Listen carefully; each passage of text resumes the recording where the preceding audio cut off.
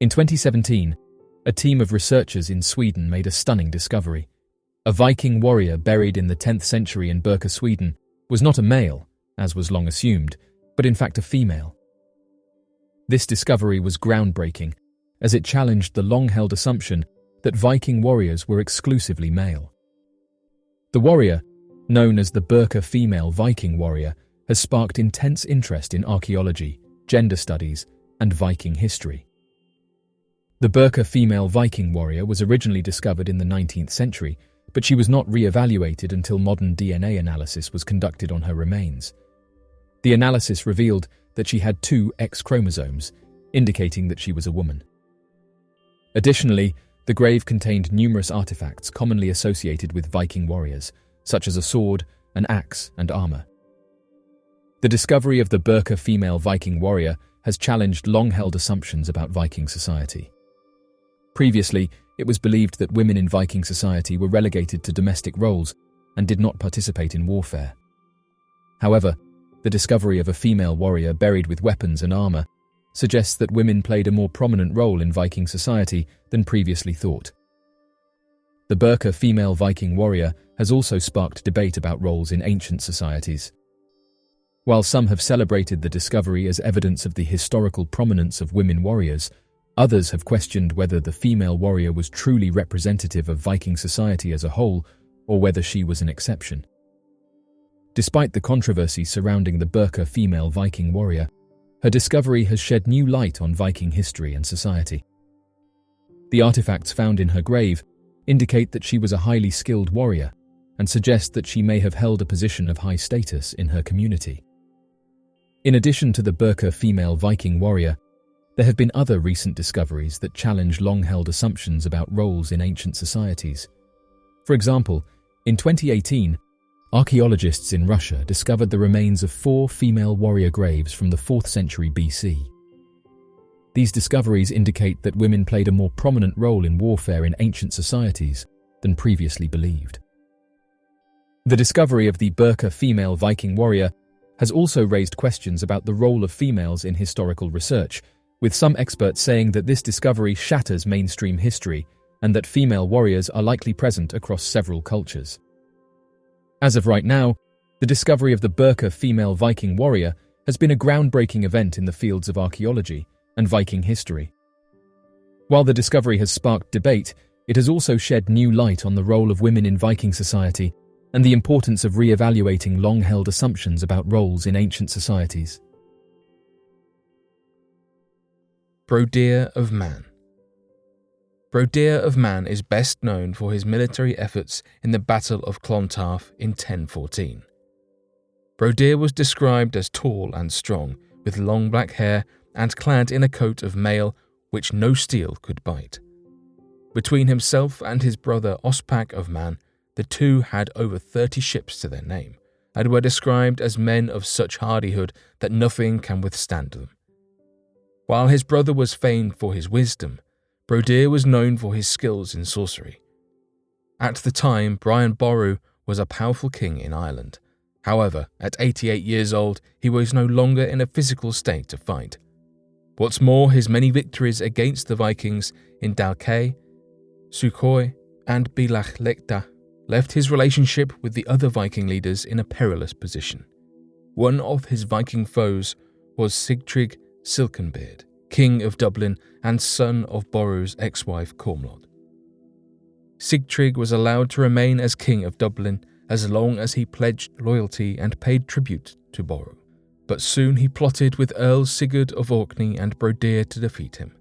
Notably, to Boru's credit, Brodeer's brother Ospak refused to fight against so good a king, so the two brothers found themselves on opposing sides. The Battle of Clontarf took place on Good Friday, and was the greatest battle to take place in Ireland. It was said that Brodeer knew he and his army were doomed from the beginning. According to Niall's saga, when sailing for the battle, a loud and unpleasant noise passed over Brodeer and his men, which immediately awoke them. Emerging from their beds, they were horrified to see the noise was accompanied by a shower of boiling blood. The next night, they woke to an assault on their ships led by a ghost army equipped with flying swords, axes, and spears. These 2 nights of horrors resulted in at least 1 death on every ship. Brodeur asked for guidance on what these events indicated and was told they showed that he and his men would be dragged down to the pains of hell. Just as the premonitions told, Borrow's army quickly began pushing back against Brodeur and his Viking allies. In a desperate tactical bid, Brodeur abandoned his army and snuck up behind Borrow's brother, Wulf the Quarrelsome. However, Wulf easily overpowered Brodeur and sent him running and hiding in the woods. Knowing that the battle was lost, Brodeur charged at Borrow's camp, where the king had been advised to await the outcome of the battle. There are many tales of heroic deeds during the Battle of Clontarf, such as Borrow's son Murdo, who was said to have killed 50 men with the sword in his right hand and 50 men with the sword in his left. However, Brodeur rushing in and killing the elderly Borrow while the king was mid-prayer was not one of them. Almost immediately, Brodeur was seized by Borrow's stepson Ulfrida, who slit his belly and nailed his gut to a tree and forced Brodeur to walk round it until he disemboweled himself. Following the Battle of Clontarf, Sigtryg was the only leader of the rebelling army to survive. While he remained as king of Dublin, the Viking power in Ireland was broken forever. The main focus of all shifted to integrating the Celtic chieftains and the Vikings to live peacefully and harmoniously. Despite his death, it was Borrow who was remembered for his victory and acclaimed as Ireland's national hero. Hastein. Hastein of Nantes was a Viking chieftain of the late 9th century, known for his attacking voyages in France, Spain, Italy, the Byzantine Empire, and England. A powerful warrior, his name was one that sparked fear to others.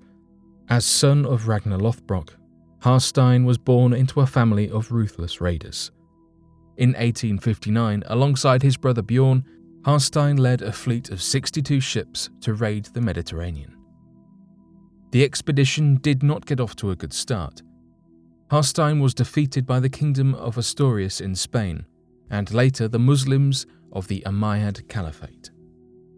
Thankfully for Hastein, the situation soon improved, with a successful sacking of Algeciras and Mazima on the north coast of Africa, followed by further raids into the Balearic Islands.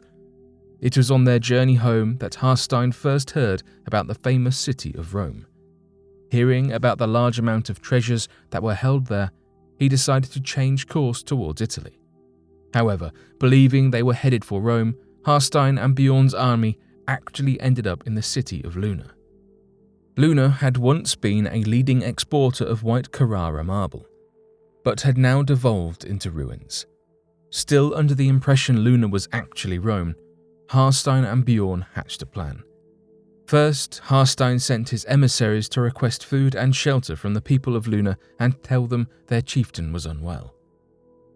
When their requests were denied by the people of Luna, who were wary of foreign attacks, Hastein's emissaries were sent again into the city. This time, however, they reported that Hastein had died, but on his deathbed had converted to Christianity. The emissaries requested a Christian burial for Hastein, and the gates of Luna were finally opened. However, when Hastein was led into the city in a coffin, he was actually very much alive and fully armed. In the middle of his funeral, he jumped up from the coffin and murdered Luna's bishop and proceeded to sack the city. It was said that when Hastein finally realized the city was Luna and not the famous Rome, he was so embarrassed that he massacred every man in sight. Continuing their journey through Italy, Hastein and Bjorn sacked and ravaged Pisa and Fiesole, and raided the Byzantine Empire's territories in the eastern Mediterranean. However, luck ran out when their ships were attacked by a Moorish fleet in the Strait of Gibraltar. With only 20 ships remaining, Hastein and Bjorn rose to the challenge and with a severely reduced army still managed to capture the king of Pamplona and ransom him back to his people for 70,000 dinars. Returning home to Loire, Hastein and Bjorn had lost 2/3 of their men, but in the process had become extremely rich. Settled back in France, it didn't take Hastein long to grow restless. he soon allied himself with Solomon, the king of Brittany, and fought against the Franks in 866. He went on to ravage Bourges, Orleans, and Angers before finally being expelled from Loire County by Charles the Bald. Hastein soon looked towards England for riches and plunder. At the grand age of 71 years old, Hastein was still powerful enough to cross into England with an army of 80 ships and occupy the village of Milton in Kent, while his allies landed at Appledore with 250 ships. Alfred the Great feared the Vikings so much he positioned his army between the two to stop them from uniting. In response, Hastein and his forces retreated to Essex, which they used as a base to raid Mercia. However, when the bulk of his men were out raiding, his fort was captured along with the ships, cargo, women and children, which included Hastein's wife and children, by the army of Eastern Wessex. Soon after, Hastein launched another attack along the Thames Valley, but was pursued by a Mercian and West Saxon army, and eventually was trapped at Buttingdon. This resulted in the Battle of Buttingdon in 893, where Hastein's men were victorious. But once more, when moving to Chester, Hastein's men were attacked by the Mercians, who attempted to starve them by removing any livestock and destroying all the crops in the area. Hastein reacted by leading a revenge raid along the Thames Valley and the River Severn to a new fort on the River Lee. The raid was cut short when Alfred caught up with the army and obstructed the River Lee on either side. Finally, Hastein's forces gave in and abandoned their camp and sent their women back home, where they soon followed. At this point, Hastein disappears from the history books. A lifetime of ravaging and raiding dozens of cities across many kingdoms in Europe and North Africa, Hastein had earned himself the title as the lusty and terrifying old warrior of the Loire and the Somme.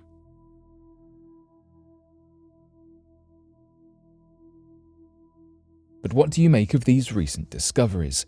Be sure to let us know your thoughts in the comment section below and help us grow this community while working to solve these unexplained mysteries. Thank you for watching, and don't forget to subscribe for more videos.